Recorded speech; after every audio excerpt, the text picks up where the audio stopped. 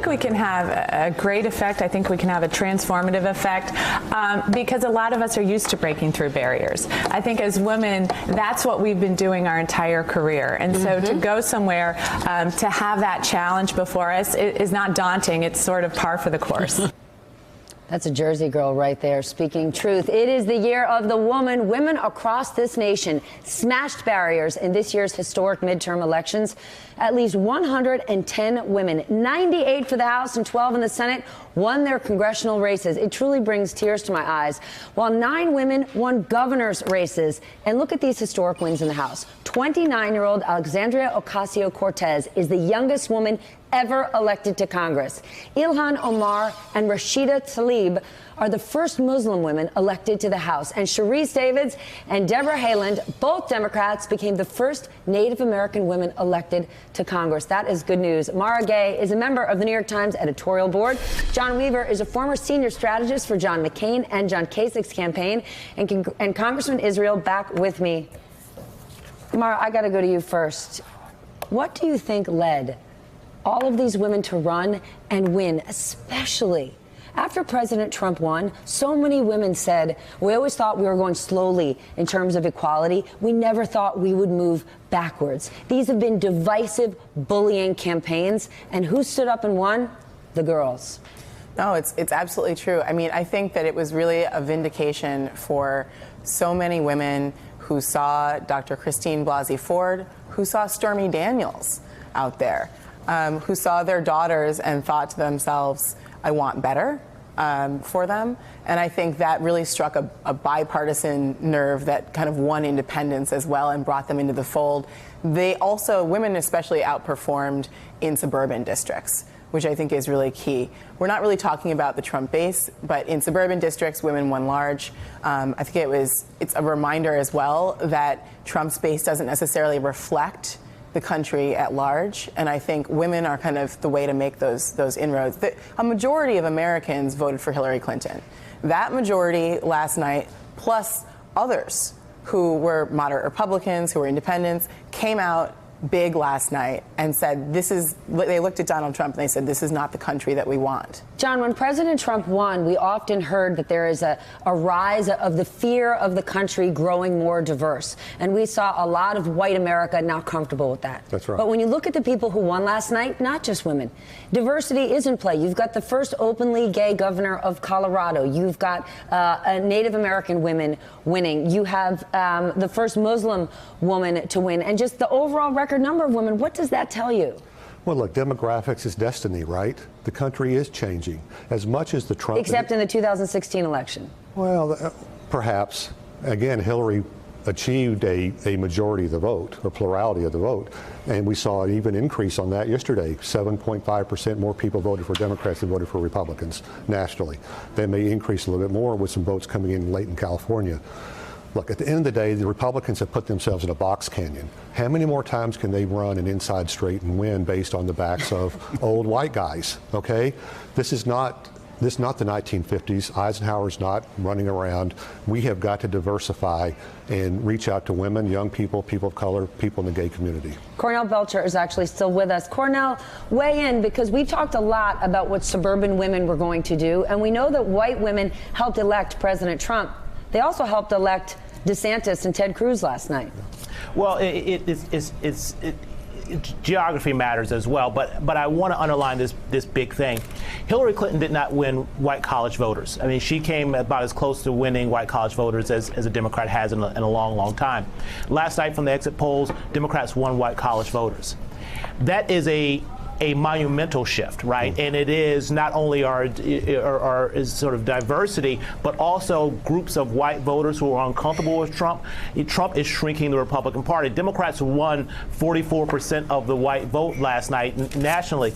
Barack Obama only won 38%. So from a national standpoint, Trump really is shrinking the party, and that shrink is coming primarily from better educated women, which is why I think you see a lot of the suburbs flipping, and particularly when you look around the suburbs of Philadelphia, what was happening there with suburban women was remarkable. Cornell, is that true, or is it there's just a whole lot more people voting? When we looked at the last election, you didn't see young people enthused.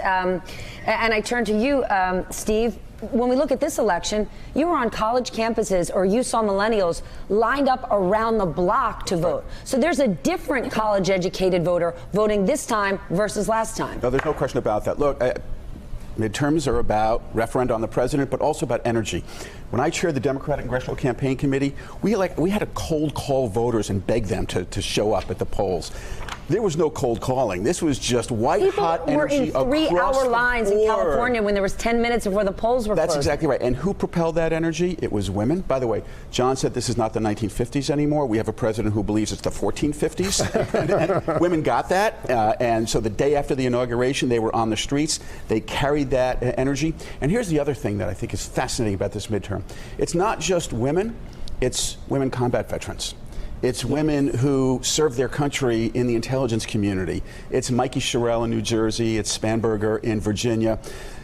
Democrats sometimes have a soft spot on national security. We're not always as muscular and assertive as we can be. How fascinating Mikey, is it that she's got the women muscle. showed our muscle? Women showed that Democrats could be tough on national security, but also reflect the values that most Democrats have on so many other issues. When you see so many veterans win, does it give you more hope that there will be bipartisanship? Veterans know how to work with anyone. When you were in the foxhole with someone, they're on your team, and your common goal is to protect. Well, between women who know how to work well with others and get things done, and people who come from the justice field, from education, and from law enforcement and from the military, they obviously have a collaborative background and work together. So I'm hopeful on that. But then I read tweets from the president this morning, and I'm not encouraged. And given his nature, I think this is going to be a difficult 2 years. I'm just going to note for a second, markets have been open for just about 30 seconds. They're up 180. That's somewhat expected. You know, yesterday, 199. Yesterday, we actually didn't see much trading volume. And, you know, a split decision is sort of steady as she goes. So that's to be expected. Maya, to the point that this was a referendum on the president, so many of these women who ran didn't talk about the president. I think of the new governor of Michigan, and she ran on health care. She ran on water infrastructure. So they didn't get into this divisive game. So, well, health care was really the big story of the night as well. And it was a huge win for And Barack that's what Obama. flipped Congress 8 years ago. Health care, jobs, and the middle class tax issue. You know, the GOP tax bill is extremely unpopular in these swing districts, and I think that played a huge role. You saw that with Antonio Delgado, who had a big win in upstate New York. This is a first-time black candidate who's a Rhodes Scholar who went to Harvard, who the New York Post called the rapper. Think about that. Well, actually, not just the New York Post, not just the New York Post, but the Republican National Campaign Committee came in and ran racist ads, hoping that voters would go for that. And what did they do instead in New York 19? They looked at Delgado, who was promising not race baiting, but jobs and health care, and they chose him instead. And by the way, women played a huge role in that as well. So it's not just electing women candidates, it's electing candidates who are advocates for women and for a more inclusive view of the country. And I think the other win last night that we haven't talked about in this vein is the expansion of voter rights that has happened, not just in Florida, but in Michigan that's about to happen with automatic voter registration, and in New York, which elected a Democratic state Senate last night, and the first order of business that they have on their docket is voting reform. So these are big wins. Kansas, Chris Kobach going down. I mean, this is going to also reshape the electorate in ways that are still to come. And I think that Democrats need to start thinking like Republicans 20 years ago and look at those state house wins as well. And, you know, they have something to build on at this point. Hey there, I'm Chris Hayes from MSNBC. Thanks for watching MSNBC on YouTube. If you want to keep up to date with the videos we're putting out, you can click subscribe just below me or click over on this list to see lots of other great videos.